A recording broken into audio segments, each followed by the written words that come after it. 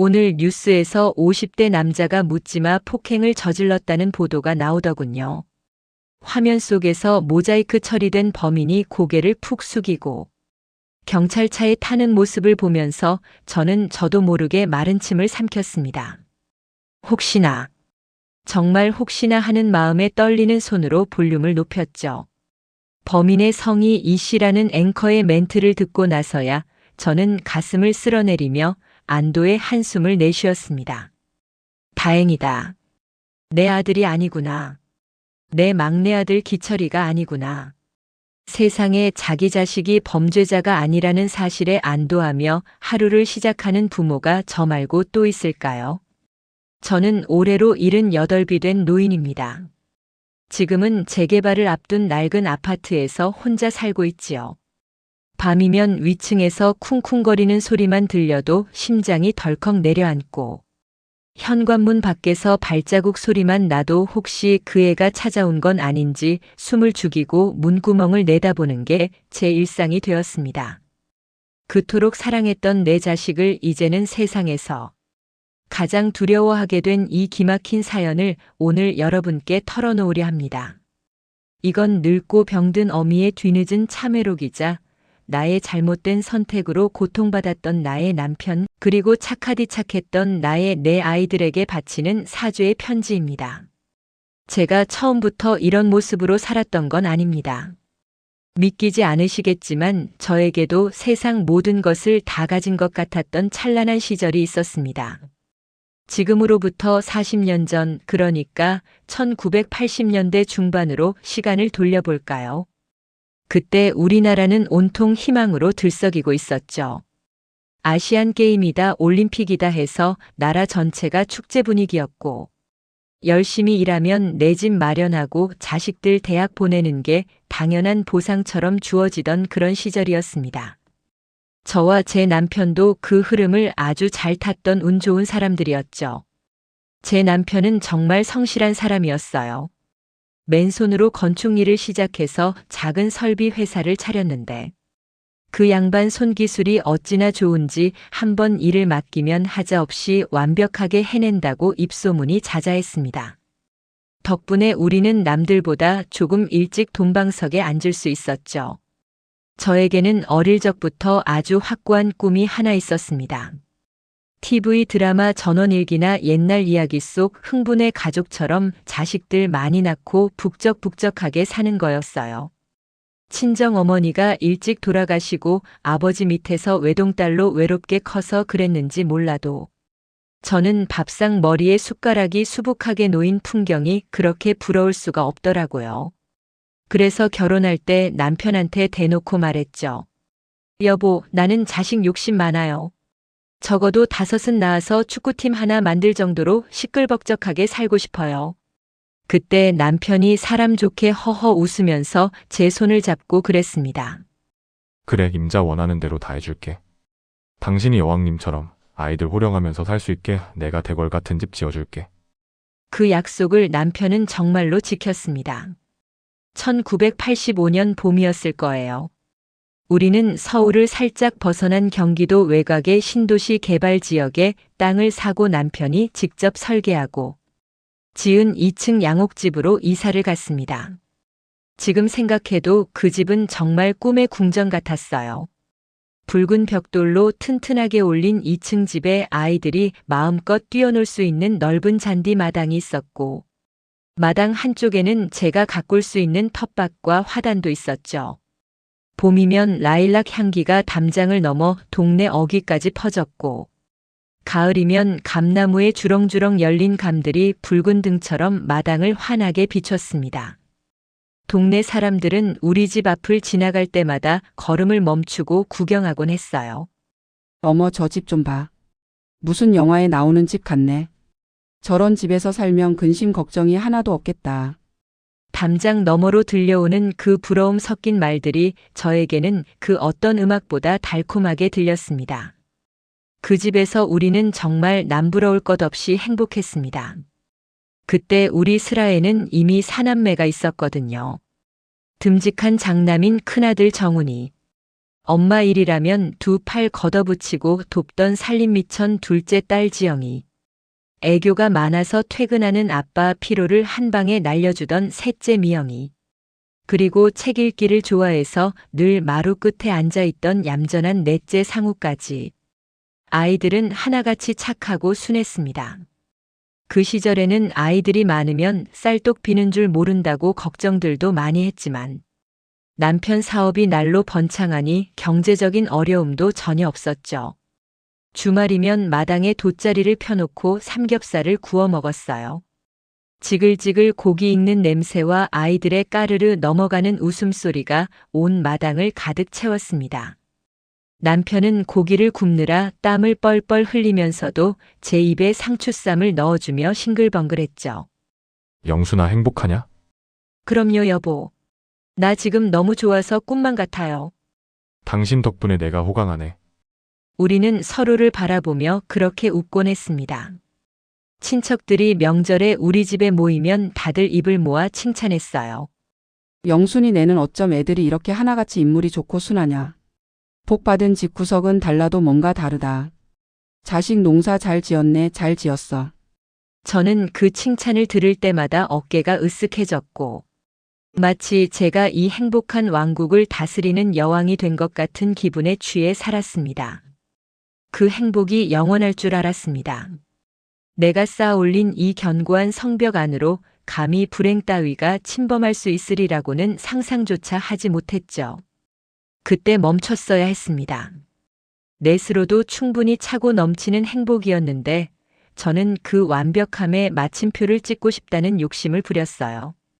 원래 목표였던 5을 채우고 싶다는 그 헛된 욕망이 제 눈을 가렸던 겁니다. 주변에서는 다들 말렸어요. 친정 고모님도 시어머니도 걱정하셨죠. 이제 그만 나아라. 내 키우는 것도 보통 일 아닌데 내 몸 상한다. 지금 있는 애들한테나 정성 쏟아라.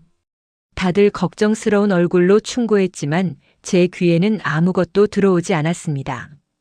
오히려 가진 자의 여유라고 생각했죠. 그런 철없는 생각으로 저는 5째 아이를 갖기로 결심했습니다. 1987년 늦가을. 5째를 임신했다는 사실을 알았을 때 남편은 조금 당황한 눈치였지만 이내 제 뜻을 존중해 주었어요. 당신이 원한다면야 어쩌겠어? 건강하게만 나. 내가 더 열심히 벌게. 하지만 그 임신은 시작부터 뭔가 달랐습니다. 입덧이 심한 건 둘째치고 뱃속에서 아이가 노는 게 예사롭지 않았어요. 보통 태동이라고 하면 꼬물꼬물하거나 툭툭 치는 느낌이잖아요. 그런데 이 아이는 달랐습니다. 마치 뱃속에서 저와 싸우기라도 하는 것처럼. 어찌나 거칠게 발길질을 해대는지 자다가도 억소리를 내며 깰 때가 한두 번이 아니었어요. 임신 중기부터는 갈비뼈가 부러지는 것 같은 통증에 시달려야 했습니다. 배가 불러오는 속도도 다른 아이 때와는 비교도 안 되게 빨랐죠. 산부인과 의사 선생님도 고개를 갸웃거리셨어요. 산모님 아이가 우량하네요. 골격이 아주 커요. 예정일보다 좀 빨리 나올 수도 있겠어요. 저는 그저 아이가 건강해서 그런가 보다, 장군감이 나오려나 보다 하고 애써 좋은 쪽으로만 생각하려 했습니다. 하지만 밤마다 배를 움켜쥐고 신음하면서 저도 모르게 섬뜩한 기분이 드는 건 어쩔 수 없었습니다.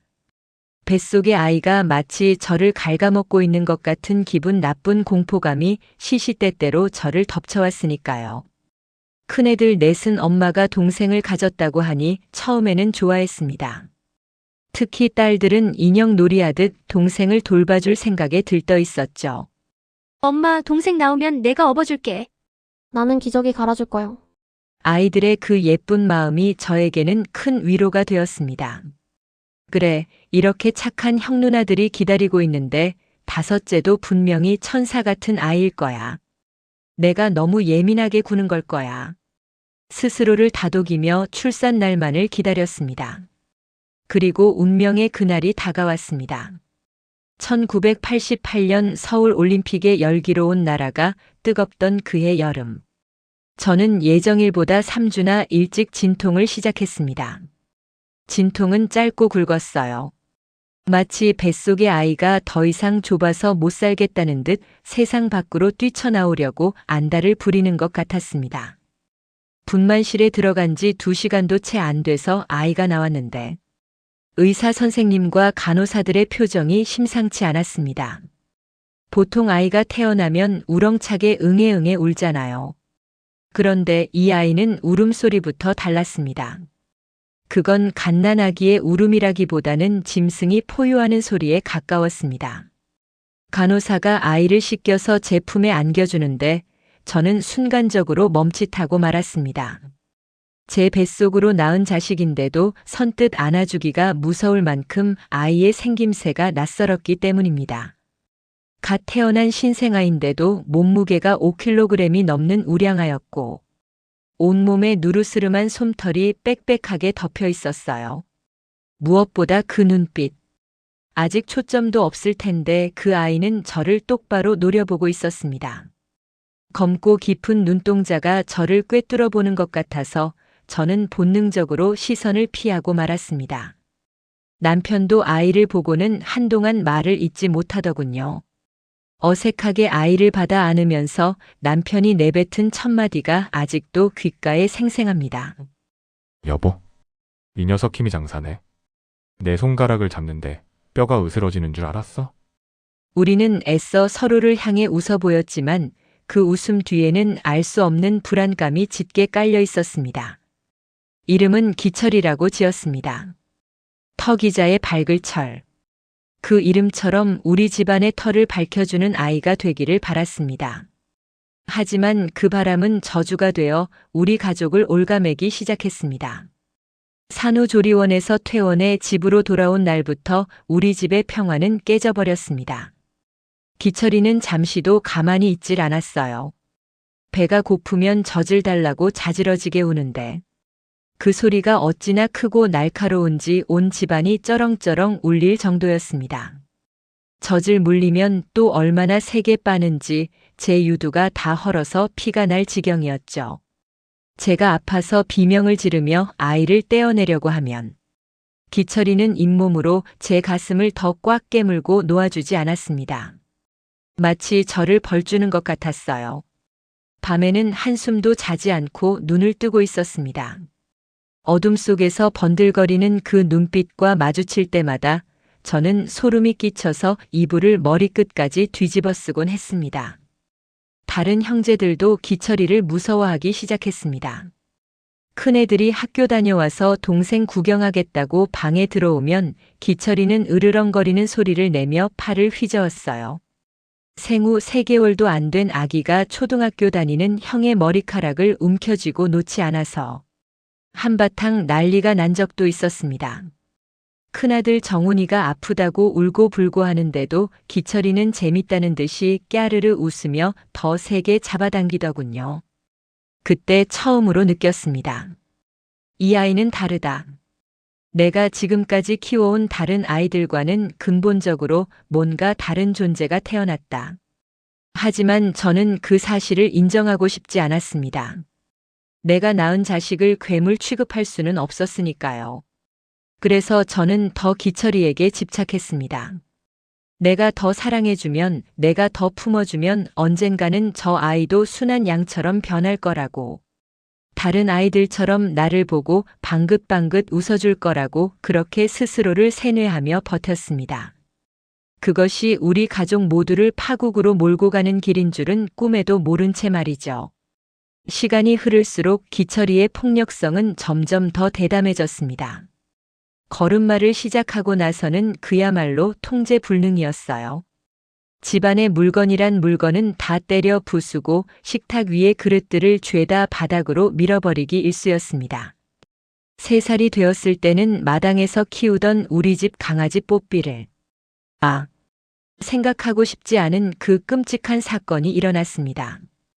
어느 날 마당에서 깨갱거리는 비명소리가 들려나가 보니 기철이가 웃으면서 뽀삐의 목을 조르고 있는 게 아니겠어요. 저는 너무 놀라서 맨발로 뛰쳐나가 아이를 밀쳐냈지만 뽀삐는 이미 숨이 끊어진 뒤였습니다.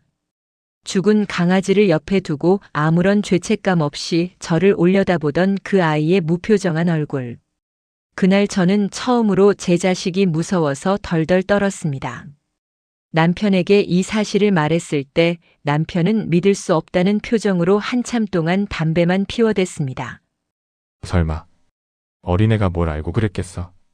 장난치다가 힘 조절을 잘못한 거겠지? 남편도 애써 현실을 부정하고 싶었던 겁니다. 하지만 우리 부부의 침묵 속에서 집안의 공기는 점점 무겁게 가라앉고 있었습니다. 큰애들은 점점 제 눈치를 보기 시작했습니다. 학교에서 돌아오면 제 방으로 쏙 들어가서 문을 잠그기 바빴고, 저녁 식사 시간에도 기철이가 숟가락을 집어 던지거나 소리를 지르면 밥그릇을 들고 부엌 구석으로 도망치듯 자리를 피했습니다. 예전에 그 화기애애하던 저녁 식사 풍경은 온데간데 없이 사라졌죠. 아이들의 웃음소리가 사라진 집에는 기철이의 괴성소리와 저의 고함소리만이 남았습니다. 안 돼. 하지 마. 그만해. 제발 그만 좀 해. 저는 하루 종일 기철이 꽁무니를 쫓아다니며 소리 지르느라 목이 쉬었고, 밤이 되면 파김치가 되어 쓰러져 잤습니다. 다른 아이들을 돌볼 여력 따위는 없었어요. 큰애들 준비물은 챙겨줬는지 시험 기간은 언제인지 그런 건 제 머릿속에서 지워진 지 오래였습니다. 오로지 기철이. 이 시한폭탄 같은 아이가 사고 치지 않게 막는 것만이 제 인생의 유일한 목표가 되어버린 겁니다. 그때 아이들이 저를 얼마나 원망 어린 눈으로 바라봤는지 저는 그때는 미처 알지 못했습니다. 아니, 알고 싶지 않았던 거겠죠. 엄마는 기철이밖에 몰라. 우리는 안중에도 없어. 아이들의 마음속에 멍이 시커멓게 들어가고 있었는데 저는 그걸 외면했습니다. 이게 다 가정을 지키기 위해서라고, 너희가 형이고 누나니까 좀 참으라고 그렇게 아이들의 희생을 당연하게 강요했습니다. 시간이 약이라는 말이 있지요. 세월이 흐르면 아이도 철이 들고 거칠던 성정도 좀 수그러들 거라고 믿었습니다. 하지만 우리 기철이에게 시간은 약이 아니라 독이었습니다.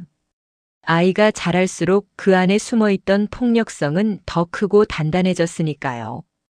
기철이가 5살, 6살이 되면서 우리 집은 더 이상 사람 사는 집이 아니었습니다. 그 무렵 기철이는 이미 초등학교 고학년 형들만큼이나 덩치가 컸습니다. 힘은 어찌나 장사인지 어른인 제가 2팔로 안으려 해도 버거울 정도였죠.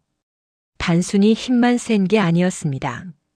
그 아이는 본능적으로 남의 약점을 찾아내고 그걸 괴롭히는 데서 희열을 느끼는 것 같았어요. 가장 만만한 상대는 바로 형제들이었습니다. 큰아들 정훈이랑 둘째 지영이는 그나마 나이가 차서 기철이를 피해 다녔지만 아직 어렸던 셋째 미영이와 넷째 상우는 기철이의 밥이었습니다. 하루는 제가 부엌에서 저녁 준비를 하고 있는데 마루에서 자지러지는 비명소리가 들렸습니다. 넷째 상우 목소리였죠. 국자를 내던지고 뛰어가 보니 기철이가 상우 위에 올라타서 팔을 뒤로 꺾고 있었습니다.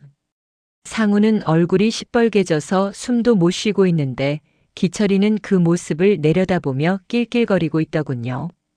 그 웃음소리, 그 소름 끼치는 웃음소리가 아직도 제 귀에 쟁쟁합니다. 기철이, 너 이 녀석.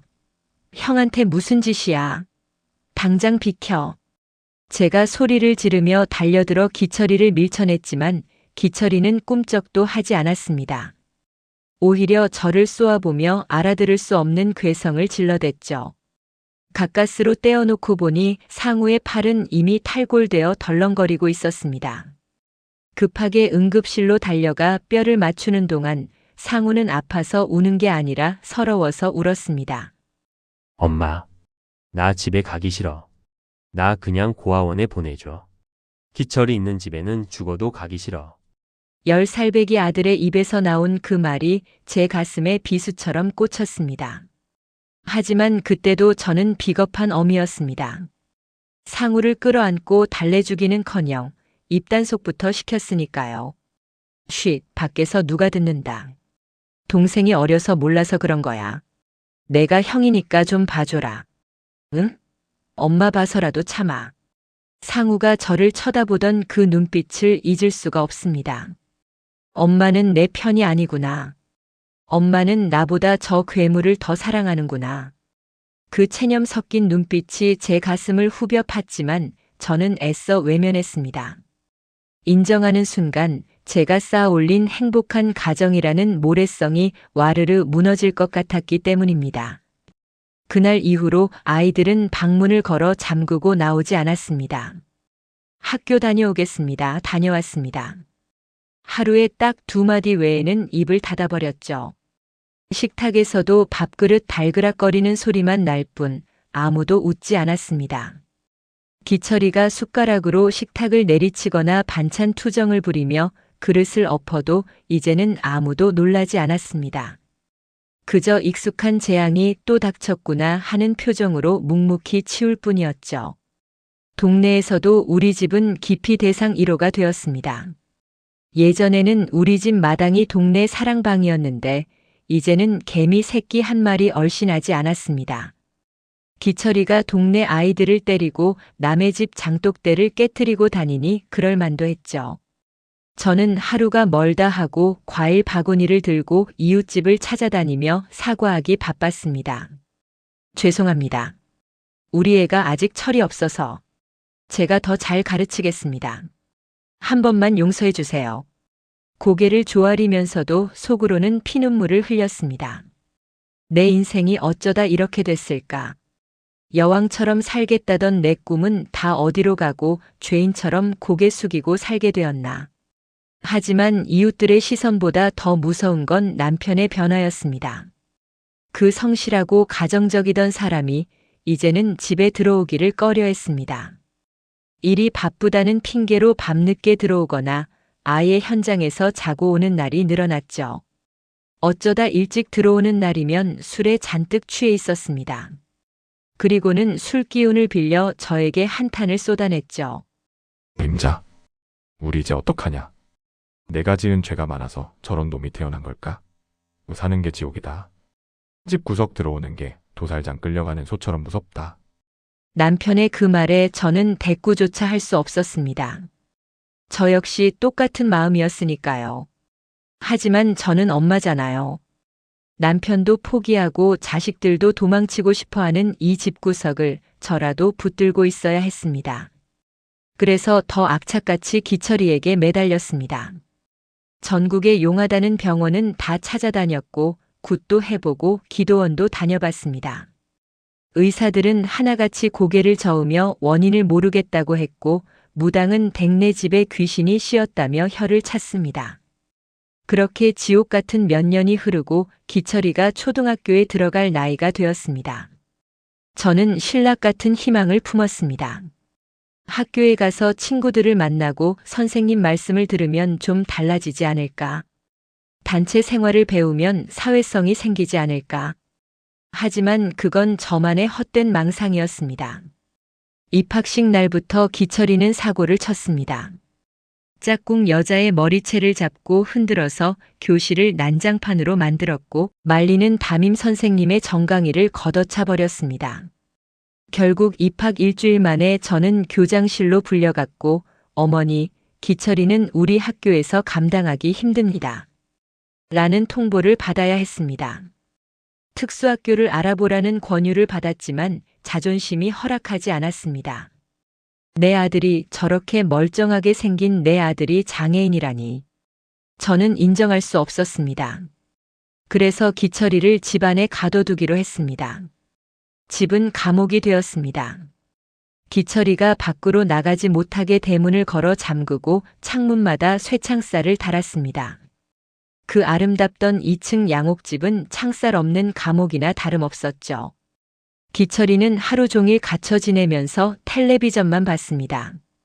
폭력적인 영화나 만화 영화를 볼 때면 눈을 번들거리며 좋아했고 주인공이 악당을 때려 눕히는 장면에서는 박수를 치며 괴성을 질렀습니다. 그 모습을 볼 때마다 저는 등골이 오싹해졌습니다. 저 아이는 지금 뭘 배우고 있는 걸까? 저 폭력성이 언젠가 우리를 향하지 않을까? 그리고 그 우려는 현실이 되었습니다. 어느 주말 큰딸 지영이가 친구들을 집에 데려왔을 때였습니다. 지영이도 이제 중학생이 되었으니 친구들에게 우리 집을 자랑하고 싶었겠죠. 제발 기철이가 얌전히 있어 주기만을 기도하며 간식을 내갔습니다. 그런데 방문이 벌컥 열리더니 기철이가 튀어나왔습니다. 친구들이 놀라서 비명을 지르자 기철이는 흥분해서 날뛰기 시작했습니다. 식탁 위에 있던 주스를 친구들에게 뿌리고 과일 접시를 집어 던졌습니다. 지영이가 울면서 말렸지만 기철이는 지영이의 뺨을 때렸습니다. 짝! 그 경쾌하고도 끔찍한 파열음이 거실에 울려 퍼졌습니다. 지영이 친구들은 도망치듯 집을 빠져나갔고 지영이는 바닥에 주저앉아 엉엉 울었습니다. 엄마, 나 더 이상은 못 참아. 내 친구들 앞에서 이게 무슨 망신이야. 내가 뭘 잘못했는데. 저 새끼 죽여버리고 나도 죽을 거야. 지영이가 부엌으로 달려가 식칼을 집어 들려고 했을 때 제가 겨우 뜯어 말렸습니다. 그날 밤 우리 가족은 처음으로 기철이를 뺀 가족회의를 열었습니다. 아니, 회의라기보다는 성토대회였죠. 남편과 내 아이들이 저를 둘러싸고 앉았습니다. 모두의 눈에는 눈물과 분노가 가득했습니다. 먼저 입을 연 건 큰아들 정훈이었습니다. 어머니 결단 내리세요. 기철이를 내보내든지 아니면 우리가 나가겠습니다. 저는 이제 곧 고등학생이에요. 저런 놈이랑 한 집에서 숨 쉬는 것도 역겨워요. 공부가 될 리가 없잖아요. 둘째 지영이도 도끼를 품은 눈으로 저를 쏘아봤습니다. 엄마는 엄마도 아니야. 기철이만 자식이고 우리는 모덤이야. 은하 기숙사 있는 학교로 전학 갈 거야. 다시는 이 집에 안 올 거야. 순둥이 갔던 셋째 미영이와 막내 상우마저 울면서 말했습니다. 엄마 무서워. 밤에 잠을 못 자겠어. 기철이 형이 우리 방에 들어와서 죽일 것 같아. 아이들의 말을 듣는 내내 저는 죄인이 되어 고개를 들 수 없었습니다. 마지막으로 남편이 긴 한숨을 내쉬며 말했습니다. 여보, 이제 한계야. 당신 욕심 때문에 온 가족이 다 죽을 수는 없잖아. 내 친구가 아는 목사님이 운영하는 시설이 있대. 공기도 좋고 아이들 돌봐주는 곳이라니까. 거기로 보내자. 시설. 그 단어를 듣는 순간 가슴이 덜컥 내려앉았습니다. 뉴스에서 보던 그런 곳은 아닐까. 내 뱃속으로 낳은 자식을 남의 손에, 그것도 격리된 곳에 버리는 게 과연 어미로서 할 짓인가. 안 돼요. 어떻게 내 새끼를 그런 데 보내요. 내가 더 잘할게. 내가 기철이 더 꽉 잡을게. 제가 울면서 매달렸지만 가족들의 표정은 냉담했습니다. 이미 그들의 마음속에서 저는 어머니가 아니라 괴물을 비호하는 공범일 뿐이었습니다. 그럼 당신 혼자 살아. 우리는 다 나갈 테니까. 남편의 그 마지막 통보에 저는 무너지고 말았습니다. 기철이 하나를 지키려다 나머지 5 가족을 잃을 수는 없었으니까요. 결국 저는 고개를 끄덕이고 말았습니다. 제 영혼을 팔아넘기는 기분이었습니다. 기철이를 보내기로 한 날 아침. 날씨는 왜 그리도 화창하던지요. 아무것도 모르는 기철이는 오랜만에 외출한다고 신이 나서 벙글거렸습니다. 새 옷을 입히고 좋아하는 과자를 가방 가득 챙겨주면서 제 손은 덜덜 떨렸습니다. 남편 차 뒷좌석에 기철이를 태우고 고속도로를 달리는 내내 저는 뒤를 돌아볼 수가 없었습니다. 기철이가 창밖을 보며 흥얼거리는 소리가 제 심장을 지식이는 것 같았습니다. 도착한 곳은 강원도 깊은 산골짜기에 있는 어느 기도원이었습니다. 간판도 제대로 없는 허름한 건물. 철문이 굳게 닫혀 있고 안에서는 찬송가 소리와 함께 알 수 없는 비명 소리들이 섞여 들려왔습니다. 차에서 내리자마자 퀴퀴한 곰팡이 냄새와 소독약 냄새가 코를 찔렀습니다. 원장이라는 사람은 인상이 험악해 보였지만 남편 앞에서는 굽신거렸습니다. 걱정 마십시오, 사장님. 저희가 주님의 사랑으로 잘 보살피겠습니다. 기도하면 다 낫습니다. 남편이 두툼한 돈 봉투를 건넸고 건장한 남자 직원 2명이 나와서 기철이의 양팔을 붙잡았습니다. 그제야 분위기가 이상하다는 걸 감지한 기철이가 몸부림을 쳤습니다. 으악, 이거나. 엄마, 엄마. 기철이가 저를 불렀습니다. 태어나서 처음으로 그렇게 간절한 목소리로 저를 불렀습니다. 엄마. 그 소리에 발길이 떨어지지 않았습니다. 당장이라도 뛰어가서 그 애를 안고 차에 다시 태우고 싶었습니다. 하지만 남편이 제 어깨를 단단히 감싸쥐고 차 쪽으로 끌고 갔습니다. 돌아보지 마. 독하게 마음먹어. 우리 살려면 어쩔 수 없어. 철문이 닫히고 기철이의 울부짖음이 문 너머로 사라질 때까지 저는 차 안에서 입을 틀어막고 짐승처럼 울었습니다. 미안하다 기철아. 못난 어미를 용서해라. 내가 너를 버리는 게 아니라 잠시 맡겨두는 거야. 금방 데리러 올게. 꼭 데리러 올게. 지키지도 못할 약속을 허공에 맹세하며 우리는 도망치듯 그곳을 빠져나왔습니다. 집으로 돌아오는 길 차 안은 무거운 침묵만이 감돌았습니다. 남편도 울고 있었는지 눈가가 붉었습니다. 집에 도착하자 아이들이 우리를 기다리고 있었습니다. 기철이가 없다는 걸 확인한 아이들의 얼굴에 번지던 그 안도감. 갔어? 진짜 갔어? 하며 서로 눈빛을 교환하던 아이들. 그날 저녁 우리 집 식탁에는 오랜만에 평화가 찾아왔습니다. 아이들은 밥을 2그릇씩 비웠고 웃음소리도 들렸습니다. 이제 살 것 같다. 누군가 무심코 내뱉은 그 말이 저에게는 화살이 되어 박혔습니다. 가족들이 웃고 떠드는 그 식탁 머리에서 저는 목이 메어 밥알을 삼킬 수가 없었습니다. 눈앞에 쇠창살 안에 갇혀있을 기철이의 얼굴이 어른거려서 맛있는 반찬이 모래알처럼 느껴졌습니다. 그날 밤 텅 빈 기철이의 방에 들어가서 아이의 베개를 끌어안고 밤새 울었습니다. 기철이 냄새가 아직 남아있는 베개. 내가 무슨 짓을 한 걸까? 제 자식을 돈 주고 팔아넘긴 거나 다름없잖아.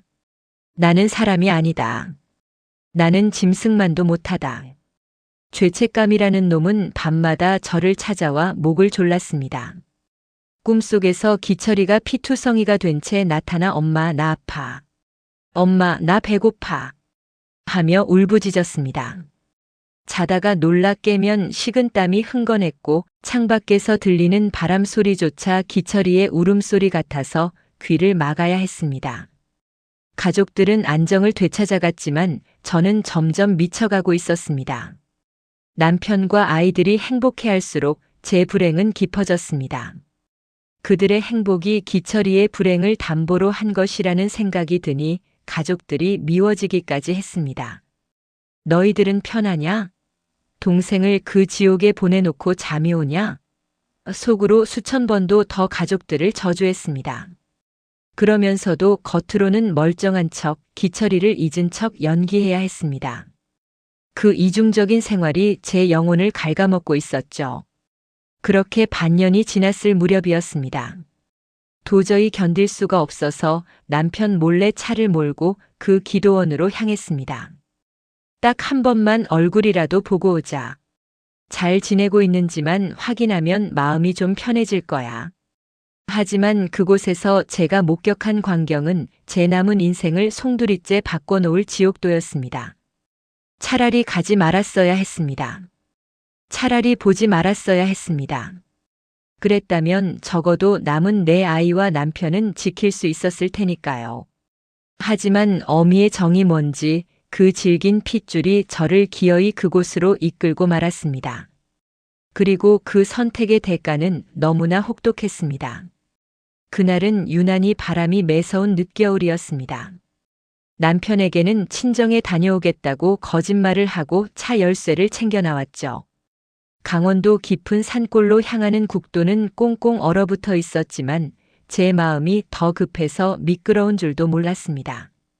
운전대를 잡은 손이 하얗게 질리도록 꽉 쥐고서 저는 주문을 외우듯 중얼거렸습니다. 그냥 얼굴만 보는 거야. 살아있는지만 확인하고 오는 거야. 잘 지내고 있으면 밥이라도 잘 먹고 있으면 그걸로 된 거야. 하지만 차가 산길로 접어들고 그 음산한 기도원. 건물이 시야에 들어오는 순간부터 제 심장은 걷잡을 수 없이 뛰기 시작했습니다. 철문 앞에 차를 세우고 내리자마자 역한 냄새가 코를 찔렀습니다. 반년 전 기철이를 두고 올 때 맡았던 그 냄새보다 100배는 더 지독한 악취였습니다. 썩은 음식물 냄새, 지린내, 그리고 락스 냄새가 뒤섞인 그 기분 나쁜 공기.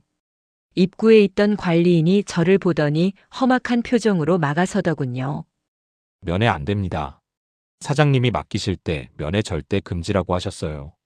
저는 지갑에 있던 현금을 몽땅 꺼내 그 사람 손에 쥐어줬습니다. 제발 부탁이에요. 멀리서 얼굴만 보고 갈게요. 우리 남편한테는 비밀로 해주세요. 돈을 받은 관리인은 혀를 차며 철문을 조금 열어주었습니다. 딱 5분입니다. 애 상태 보고 놀라지나 마쇼. 그 말이 무슨 뜻인지 그때는 몰랐습니다. 관리인을 따라 긴 복도를 지나는데 양옆에 있는 방들에서 짐승 같은 울음소리와 신음소리가 흘러나왔습니다. 유리창 너머로 보이는 방 안의 풍경은 그야말로 생지옥이었습니다.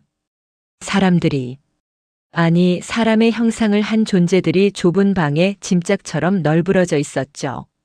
어떤 사람은 벽에 머리를 계속 찍고 있었고 어떤 사람은 바닥에 누워 허공만 응시하고 있었습니다. 난방도 제대로 안 되는지 방바닥은 얼음장처럼 차가워 보였고 그 위에는 오물이 묻은 이불들이 뒹굴고 있었어요. 관리인이 가리킨 방 앞에 섰을 때 저는 숨이 턱 막혀서 비명조차 지를 수 없었습니다. 그곳에 내 아들 기철이가 있었습니다. 하지만 그건 제가 알던 기철이가 아니었습니다. 집을 떠날 때만 해도 황소처럼 힘이 넘치고 살집이 두툼했던 아이는 온데간데 없고 뼈와 가죽만 남은 앙상한 해골 같은 아이가 구석에 웅크리고 있었습니다. 머리는 깎다 말았는지 듬성듬성했고 옷은 언제 갈아입혔는지 모를 정도로 더러운 오물투성이었습니다. 무엇보다 충격적인 건 아이의 상태였습니다. 기철이는 멍하니 풀린 눈으로 벽을 보고 앉아 몸을 앞뒤로 흔들고 있었는데 입가에는 침이 질질 흐르고 있었죠. 약에 취해 있는 게 분명했습니다. 그 힘세고 난폭하던 아이를 통제하기 위해 얼마나 많은 진정제를 먹였을지 짐작이 가고도 남았습니다. 기철아. 제가 떨리는 목소리로 불렀습니다. 아이는 반응이 없었습니다. 다시 한 번 더 크게 불렀습니다. 기철아. 엄마 왔다. 엄마야. 그제야 아이가 천천히 고개를 돌려 저를 쳐다봤습니다. 그 눈빛. 초점 없는 흐릿한 눈동자 속에서 저를 알아보는 빛이 스쳐 지나가는 순간 기철이의 입술이 파르르 떨리기 시작했습니다. 갈라진 목소리로 밥을 찾는 아이의 모습에 제 이성은 그 자리에서 끊어지고 말았습니다. 이건 아니야. 이건 사람이 할 짓이 아니야. 내가 아무리 힘들어도 내 자식을 이런 지옥 구덩이에 쳐놓고 나 혼자 따뜻한 밥을 먹었다니. 나는 어미도 아니다. 나는 악마다. 저는 미친 사람처럼 방문을 열고 뛰어들어갔습니다. 바닥에 널브러진 기철이를 끌어안았습니다. 아이의 몸에서는 지독한 악취가 났지만 그런 건 아무 상관 없었습니다. 차가운 아이의 몸이 제 품에 닿는 순간 뼈마디가 느껴져서 가슴이 미어지는 것 같았습니다. 가자. 집에 가자. 엄마랑 집에 가자. 제가 아이를 일으켜 세우려 하자 관리인이 달려와서 저지했습니다. 아줌마, 이러면 안 됩니다. 데려가려면 원장님 허락받아야 돼요. 비켜. 내 새끼 내가 데려간다는데. 내가 뭔데 막아. 다 죽여버리기 전에 비켜. 저는 짐승처럼 소리를 질렀습니다. 그때 제 눈빛이 얼마나 살벌했는지 건장한 관리인도 멈칫하며 뒤로 물러서더군요. 저는 비틀거리는 기철이를 부축해서 아니 거의 질질 끌다시피 해서 밖으로 나왔습니다. 아이를 차 뒷좌석에 태우고 시동을 걸 때까지 제 손은 덜덜 떨리고 있었지만 머릿속은 차갑게 식어 있었습니다. 오직 하나 이 아이를 살려야 한다는 본능만이 저를 지배하고 있었죠. 돌아오는 차 안에서 기철이는 내내 잠만 잤습니다. 히터를 틀어주자 그제야 몸이 좀 녹는지 코를 골기 시작하더군요. 백미러로 아이의 자는 모습을 훔쳐보면서 저는 하염없이 눈물을 흘렸습니다. 미안하다, 정말 미안하다. 엄마가 잘못했다. 다시는 너 안 보낸다. 내가 죽는 한이 있어도 너를 내 품에서 지키겠다. 그때 저는 몰랐습니다. 저의 그 맹세가 집에 남아있던 다른 네 아이들에게는 사형선고나 다름없다는 것을 말이죠. 어미의 사랑이라는 이름으로 포장된 저의 이기심이 겨우 봉합되어 가던 우리 가족의 상처를 얼마나 잔인하게 다시 찢어발기게 될지 그때는 미처 생각할 겨를이 없었습니다. 서울에 도착했을 때는 이미 해가 뉘엿뉘엿 지고 있었습니다. 익숙한 동네, 익숙한 골목길로 들어서자 멀리 우리 집에 불 켜진 창문이 보였습니다. 따뜻한 주황색 불빛이 새어나오는 2층 양옥집. 그 안에서는 저녁 식사 준비가 한창이겠죠. 된장찌개 냄새가 날 것이고 아이들이 TV를 보며 웃고 있을 것이고 남편은 소파에 앉아 신문을 보고 있을 겁니다. 기철이가 없는 지난 반년 동안 되찾은 그 평범하고 소중한 일상들. 제가 지금 그 평화를 깨트리러 가고 있는 겁니다. 대문 앞에 차를 세우고 시동을 껐습니다. 뒷좌석에서 자고 있는 기철이를 깨웠습니다. 기철아, 일어봐. 집에 다 왔어. 아이는 부스스 눈을 뜨더니 창밖의 집을 보고는 묘한 표정을 지었습니다. 그리움인지 원망인지 알 수 없는 표정으로 자기 집을 올려다보더군요. 현관문을 열고 들어갔을 때 거실에는 예상대로 온 가족이 모여 있었습니다. 식탁에는 김이 모락모락 나는 밥과 반찬들이 차려져 있었고 막 숟가락을 들려던 참이었나 봅니다. 엄마 왔어? 늦었네. 얼른 와서 밥. 둘째 지영이가 밝게 웃으며 저를 반기다가 말끝을 흐렸습니다. 제 뒤에 서 있는 넝마 같은 옷을 입고 악취를 풍기는 거대한 그림자. 기철이를 발견한 순간 지영이의 얼굴에서 웃음기가 싹 사라졌습니다. 순식간에 집안에는 찬물을 끼얹은 듯한 정적이 흘렀습니다. 숟가락 떨어지는 소리조차 들리지 않는 그 숨막히는 침묵. 남편은 들고 있던 숟가락을 허공에 멈춘 채 믿을 수 없다는 눈으로 저와 기철이를 번갈아 쳐다봤습니다. 그 눈빛은 절망이었습니다. 다시는 보고 싶지 않았던 악몽을 다시 마주한 사람의 눈빛이었죠. 여보, 이게 무슨 짓이야? 남편이 떨리는 목소리로 물었습니다. 저는 기철이의 손을 더 꽉 잡으며 고개를 빳빳이 들고 말했습니다. 내 새끼 내가 데려왔어요. 거기 사람이 살 데가 아니에요. 애를 짐승처럼 가둬놓고 약만 먹여서 반송장을 만들어 놨더라고요. 당신도 아빠잖아. 애 꼴을 좀 봐. 이 꼴을 보고도 밥이 넘어가? 제가 소리치자 남편이 벌떡 일어났습니다. 그래서 다시 데려와서 어쩌자는 건데? 우리가 그동안 어떻게 살았는데? 이제 겨우 숨 좀 쉬고 사는데 저 놈 하나 때문에 나머지 애들 다 죽일 셈이야? 남편의 고함 소리에 기철이가 움찔하며 저항하듯 으르렁거리는 소리를 냈습니다. 그 소리에 셋째 미영이와 넷째 상우는 비명을 지르며 식탁 밑으로 숨거나 방으로 도망쳤습니다. 큰아들 정훈이는 주먹을 꽉 쥐고 부들부들 떨며 저를 노려봤습니다. 그 착하던 아들이 처음으로 저에게 경멸 어린 시선을 보냈습니다. 엄마는 정말 최악이에요. 우리는 자식도 아니죠? 엄마한테는 저 괴물만 자식인 거죠? 지긋지긋해. 진짜 지긋지긋해. 정훈이는 자기 방문을 쾅 닫고 들어가 버렸고 그 소리가 마치 제 가슴에 대못을 박는 것 같았습니다. 그날 밤 우리 집은 다시 지옥으로 돌아갔습니다. 아니, 예전보다 더 끔찍한 지옥이 되었습니다. 희망을 맛본 뒤에 찾아온 절망은 더 깊고 어두웠으니까요. 기철이는 집에 오자마자 냉장고를 뒤져서 허겁지겁 음식을 쑤셔 넣었습니다. 바닥에 흘리고 묻히며 먹는 모습이 마치 굶주린 짐승 같았습니다. 저는 옆에서 묵묵히 흘린 음식을 치우며 눈물을 삼켰습니다. 가족들은 각자의 방으로 흩어져 나오지 않았습니다. 남편은 안방 문을 잠가버렸고 저는 기철이 방에서 아이가 잠들 때까지 지켜봐야 했습니다.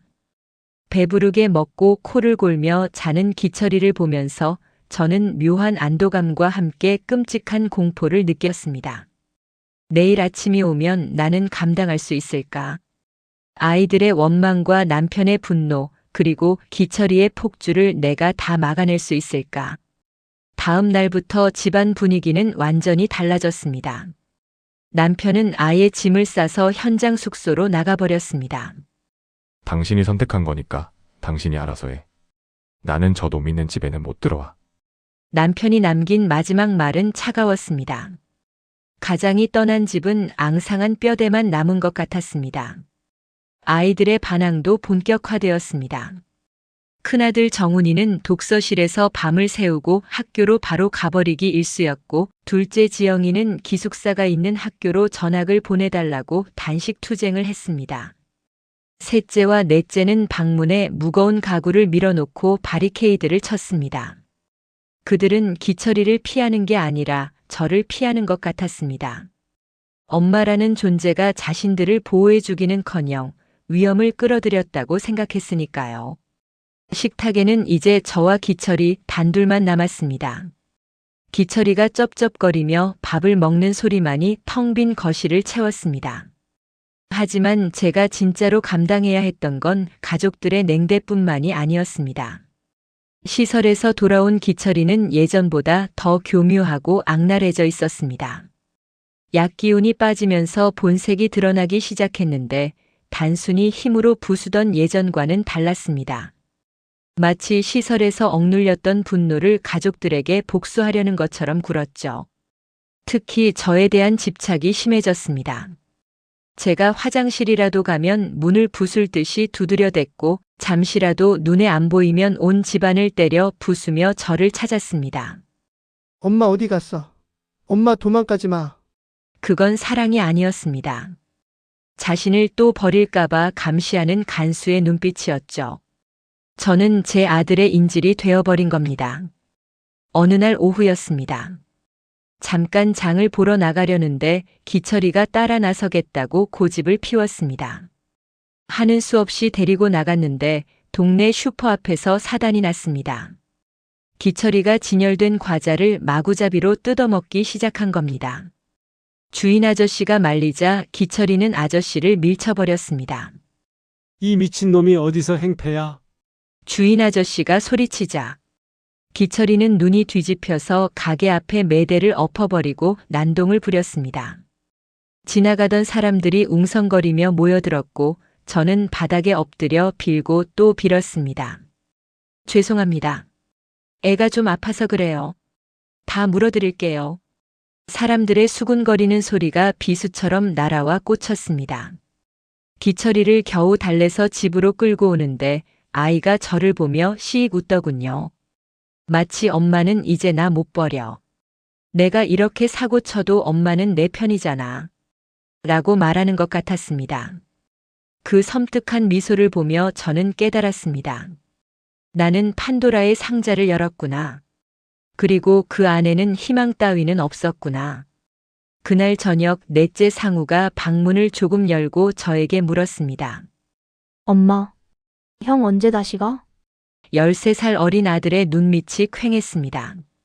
공포에 질려 잠을 못 잔 얼굴이었습니다. 저는 아무 말도 해줄 수가 없었습니다. 상우야, 밥 먹어. 그 말밖에는 할 수가 없었습니다. 상우는 말없이 문을 닫고 다시 잠가버렸습니다. 그 잠금 장치 돌아가는 소리가 저와 아이들 사이의 단절을 알리는 신호음처럼 들렸습니다. 그렇게 시간은 흘러갔습니다. 기철이는 점점 더 거대해졌고 우리 집은 점점 더 황폐해졌습니다.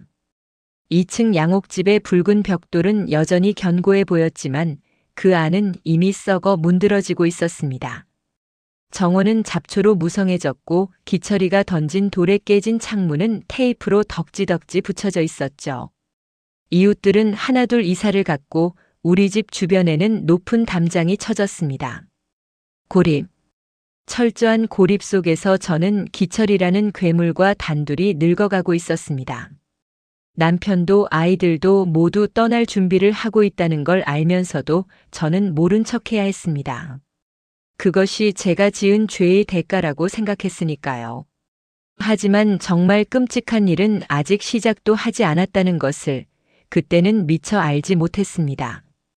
기철이가 사춘기를 지나 성인이 되어가면서 그 폭력성은 집 안을 넘어 집 밖에 더 위험한 세상과 손을 잡게 되었으니까요. 물 고인 웅덩이가 썩어가듯 우리 집은 고요하게 썩어가고 있었습니다. 기철이가 돌아온 후 몇 년 사이 남은 내 아이들은 마치 피난민처럼 집을 빠져나갔습니다. 가장 먼저 짐을 싼 건 큰아들 정훈이었습니다. 대학교 합격 통지서를 받은 날 정훈이는 제 손을 잡고 기뻐하는 대신 차갑게 통보했습니다. 어머니, 저 기숙사 들어갑니다. 방학 때도 안 내려올 거예요. 군대도 바로 갈 거고요. 아버지는 불쌍하지만 어머니는 용서가 안 돼요. 평생 그 괴물 끼고 사세요. 그 모진 말을 남기고 정훈이가 대문을 나서는 뒷모습을 보며 저는 붙잡지도 못했습니다. 그 뒤를 이어 지영이, 미영이, 상우까지.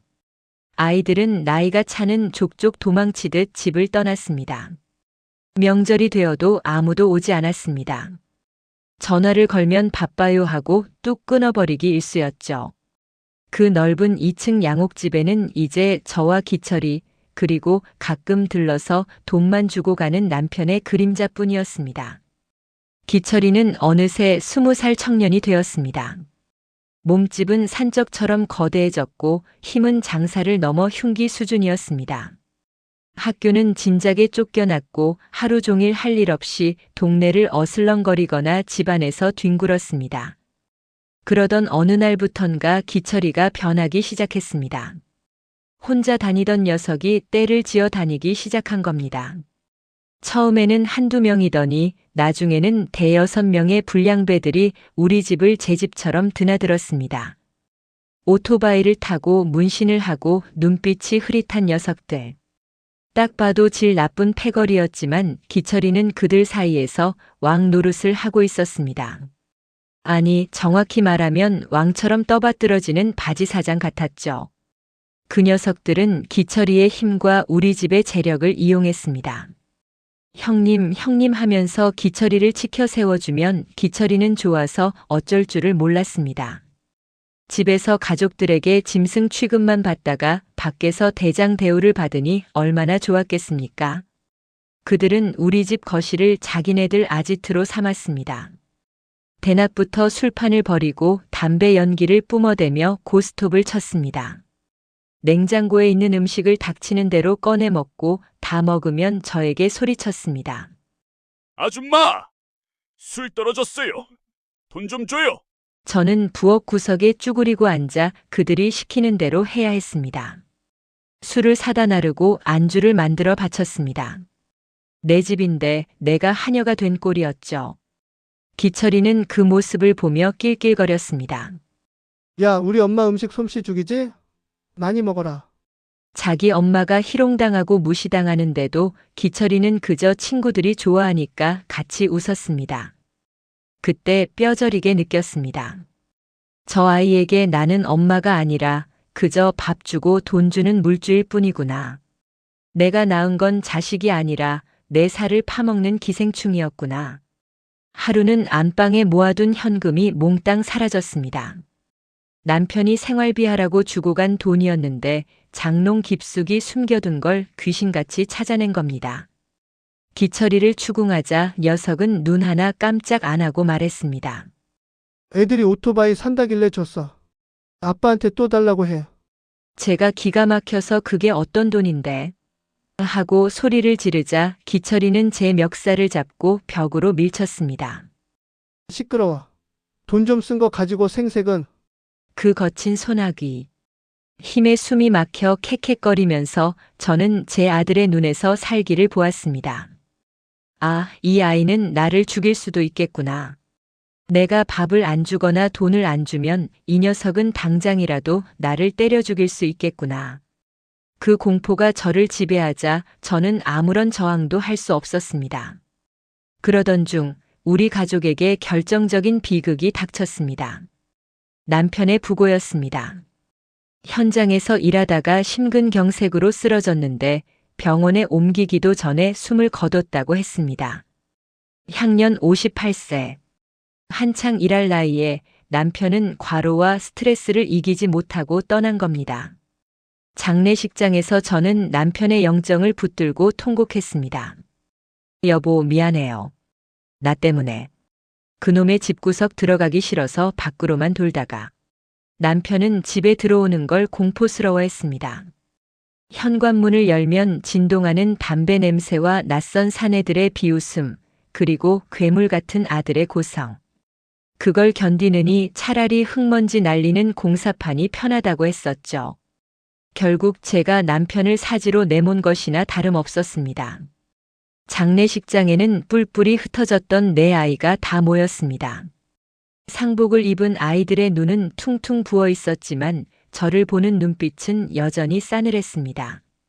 큰아들 정훈이가 저에게 다가와 낮게 은조렸습니다. 이제 속이 시원하세요? 아버지가 누구 때문에 돌아가셨는지 아시죠? 어머니가 그 괴물 다시 데려온 날 우리 집은 이미 끝난 거예요. 아버지는 그때부터 서서히 죽어가신 거라고요. 그 말에 저는 억장이 무너져 내렸지만 변명할 수 없었습니다. 그런데 정작 상주 노릇을 해야 할 기철이는 장례식장에 코빼기도 비치지 않았습니다. 나중에 알고 보니 그 패거리들과 강원도로 놀러 갔다고 하더군요. 아비가 죽었는데 노는 게 더 중요했던 겁니다. 그 사실을 안 친척들은 혀를 찾고 아이들은 치를 떨었습니다. 남편이 떠나고 나니 경제적인 추락은 날개 없이 이어졌습니다. 남편이 남긴 얼마 안 되는 유산과 보험금은 기철이와 그 패거리들의 좋은 먹잇감이었습니다. 그들은 더 노골적으로 돈을 요구했습니다. 형님, 내 아버지가 돌아가셨다며? 그럼 이제 형님이 가장이네? 패거리 중 우두머리 격인 녀석이 기철이를 꼬드겼습니다. 기철이는 그 말에 우쭐해져서 저에게 통장을 내놓으라고 협박했습니다. 엄마, 도장 내놔. 내가 이 집 가장이라잖아. 제가 안 된다고 버티자 기철이는 집안의 가구들을 때려 부수기 시작했습니다. 아끼던 자개장, 남편이 사준 화장대, 거실의 텔레비전. 모든 것이 기철이의 발길질 아래 박살이 났습니다. 내놓으라고. 안 주면 불질러 버린다. 라이터를 켜고 커튼에 갖다 대는 신용을 하는 아들을 보며 저는 떨리는 손으로 통장과 도장을 넘겨줄 수밖에 없었습니다.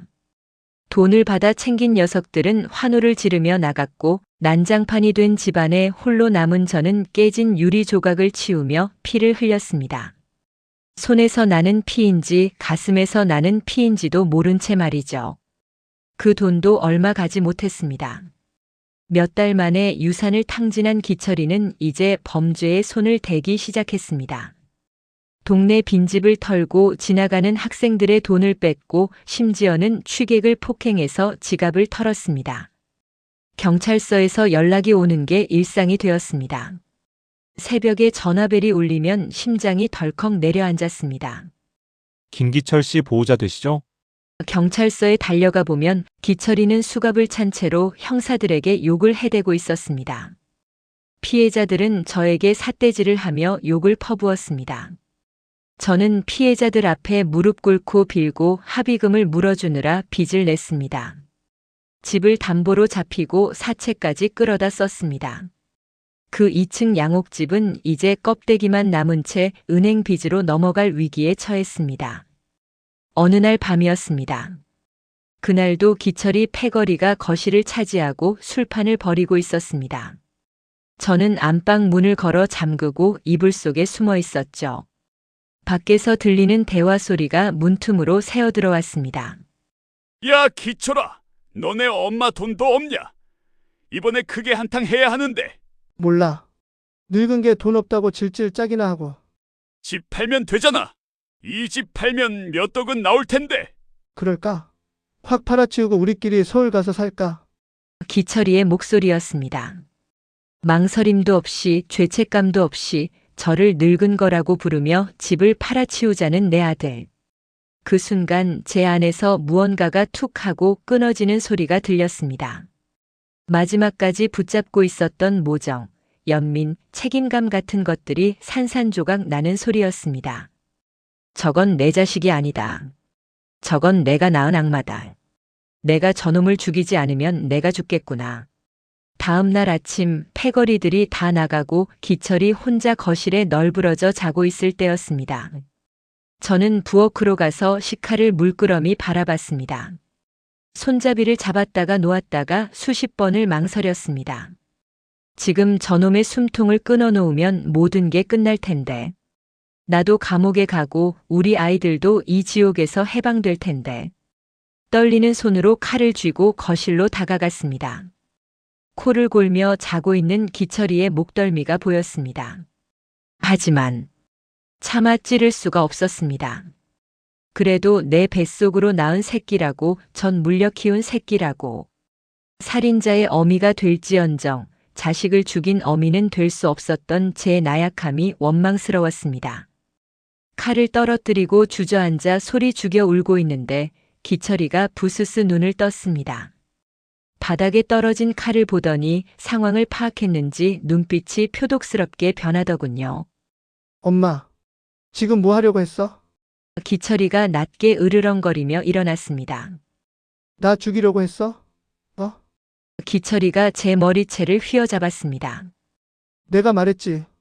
나 건드리면 다 죽여버린다고. 그날 저는 제 아들에게 개처럼 두들겨 맞았습니다. 발길질에 갈비뼈가 금이 가고 얼굴이 피범벅이 되도록 맞으면서도 비명조차 지르지 못했습니다. 맞으면서 빌었습니다. 제발 죽여달라고. 차라리 나를 죽여서 이 고통을 끝내달라고. 하지만 기철이는 저를 죽이지 않았습니다. 죽으면 재미없지. 돈 나올 구멍이 사라지는데. 침을 뱉고 나가는 아들의 뒷모습을 보며 저는 기절하듯 정신을 놓았습니다. 그 사건 이후 저는 완전히 무너졌습니다. 집은 경매로 넘어갔고 저는 쫓겨나듯 그 집을 나와야 했습니다. 기철이는 집이 경매로 넘어가 돈 한 푼 건질 수 없게 되자 저를 헌신짝처럼 버리고 그 패거리들과 사라졌습니다. 연락 한 통 없었습니다. 제가 어디 가서 굶어 죽든 얼어 죽든 관심도 없었겠죠. 그렇게 저는 빈털터리가 되어 거리에 나앉았습니다. 화려했던 2층 양옥집에서의 삶은 악몽처럼 끝이 났고 저에게 남은 건 망가진 몸뚱이와 찢겨나간 가족사진 한 장뿐이었습니다. 그렇게 집이 넘어가고 거리로 나앉던 날 저는 비로소 혼자가 되었습니다. 화려했던 2층 양옥집의 안주인은 이제 보증금 몇백만 원의 월세, 30만 원짜리 낡은 임대 아파트의 독거노인이 되었습니다. 처음에는 죽으려고 했습니다. 수면제를 모으기도 했고 한강 다리 위를 서성거려도 봤습니다. 하지만 죽는 것도 마음대로 되지 않더군요. 아마도 신이 저에게 죽음이라는 안식조차 허락하지 않으신 것 같습니다. 살아서 이 고통을, 이 외로움을 뼈에 사무치도록 느껴보라는 벌을 내리신 거겠죠. 지금 저는 기초연금과 자식들이 아주 가끔 보내주는 용돈으로 근근히 살아가고 있습니다. 네, 다른 아이들과의 인연이 완전히 끊어진 건 아닙니다. 하지만 그건 살아있는 인연이라기보다는 말라 비틀어진 지푸라기 같은 것입니다. 큰아들 정훈이는 대기업 임원이 되었고 딸들도 다들 시집가서 잘 산다는 소식을 건너 들었습니다. 하지만 그들은 저를 찾지 않습니다. 제가 이 아파트로 들어오던 날 큰아들이 딱 한 번 찾아왔었습니다. 말쑥한 양복을 입은 아들은 늙고 초라해진 저를 보며 무표정한 얼굴로 봉투 하나를 놓고 갔습니다. 어머니, 이거 생활비예요. 그리고 부탁인데 저희한테 연락하지 마세요. 찾아오지도 마시고요. 기철이 그 새끼가 또 어머니 찾아서 행패 부리면 그때는 경찰에 신고하세요. 저희한테 전화하지 마시고요. 우리는 어머니가 아직도 용서가 안 됩니다. 아들은 뒤도 돌아보지 않고 나갔습니다. 저는 그 뒷모습에 대고 미안하다는 말조차 하지 못했습니다. 그저 차가운 현관문에 이마를 대고 소리 죽여 울었을 뿐입니다. 그게 벌써 10년 전 일이네요. 그 후로 자식들은 명절이나 제 생일에도 전화 한 통 없습니다. 가끔 통장에 찍히는 정훈, 지영이라는 이름 두 글자만이 그들이 아직 살아있다는 증거일 뿐입니다. 돈을 보내는 건 자식 된 도리 때문이겠죠. 사랑이 아니라 부양 의무를 다했다는 면죄부가 필요해서일 겁니다. 저는 그 돈을 쓸 때마다 가슴이 쓰라립니다. 내 자식들이 피땀 흘려번 돈이 나 같은 죄인을 살리는 데 쓰인다는 게 미안하고 부끄러워서요. 그리고 기철이. 그 아이 소식은 뉴스나 경찰서를 통해서만 간간히 들려옵니다. 폭행, 사기, 절도. 전과가 몇 범인지 이제는 세기도 힘들더군요. 교도소를 제 집 드나들듯 살고 있다고 들었습니다. 몇 년 전에는 교도소에서 영치금을 넣어달라는 편지가 왔더군요. 삐뚤빼뚤한 글씨로 엄마 돈 좀 보내. 나 출소하면 엄마 보러 갈게. 라고 적혀 있었습니다. 그 편지를 받은 날 저는 현관문에 잠금 장치를 하나 더 달았습니다. 내 뱃속으로 낳은 자식이 보고 싶다고 하는데 어미인 저는 공포에 질려 문을 걸어 잠그는 현실. 이보다 더 잔인한 지옥이 있을까요? 오늘 아침 뉴스에서 흉악 범죄 소식을 듣고 가슴을 쓸어내렸다고 했죠? 네, 저는 매일매일 기도합니다. 제발 기철이가 나타나지 않기를. 그리고 아주 모순되게도 그 아이가 어디선가 밥은 굶지 않기를. 차라리 감옥에 있는 게 저 아이에게도 세상에게도 안전한 게 아닐까 하는 끔찍한 생각을 하면서요. 가끔 꿈을 꿉니다.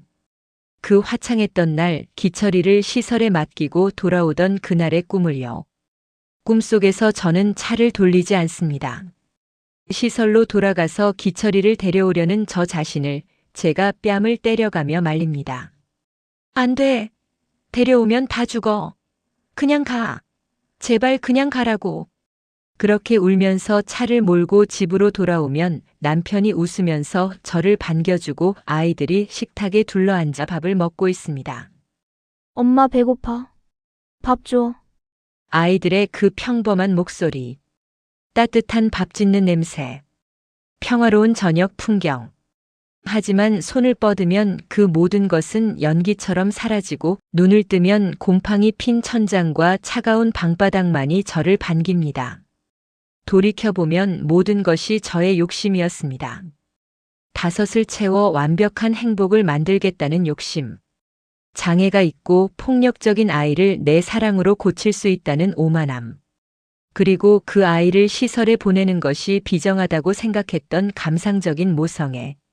그 모든 것이 합쳐져 우리 가족을 파멸로 이끌었습니다. 진정한 사랑은 때로는 포기할 줄도 알아야 한다는 걸 저는 너무 늦게 깨달았습니다. 썩은 손가락 하나를 잘라내지 못해서 건강한 9손가락과 몸통까지 다 썩게 만든 건 바로 저였습니다. 그때 제가 모진 마음을 먹고 기철이를 전문가들에게 맡겼더라면 어쩌면 기철이도 거기서 나름의 방식으로 적응하며 살았을지 모릅니다. 적어도 지금처럼 사회의 암적인 존재가 되지는 않았을지도 모르죠.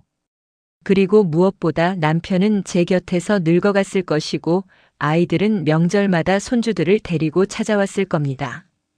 여러분, 10손가락 깨물어 안 아픈 손가락 없다지만 어떤 손가락은 다른 손가락을 위해 놓아줘야 할 때도 있습니다. 그걸 인정하는 것이 어쩌면 가장 아프지만 가장 위대한 사랑일지도 모릅니다. 저처럼 어리석은 선택으로 소중한 사람들을 모두 잃고 나서야 후회하지 마시기를 바랍니다. 가족을 지키는 힘은 맹목적인 희생이나 집착이 아니라 냉정한 판단과 서로에 대한 배려에서 나온다는 것을 부디 잊지 마세요. 이제 제 이야기는 여기서 마쳐야겠습니다. 창밖에는 눈이 내리기 시작하네요.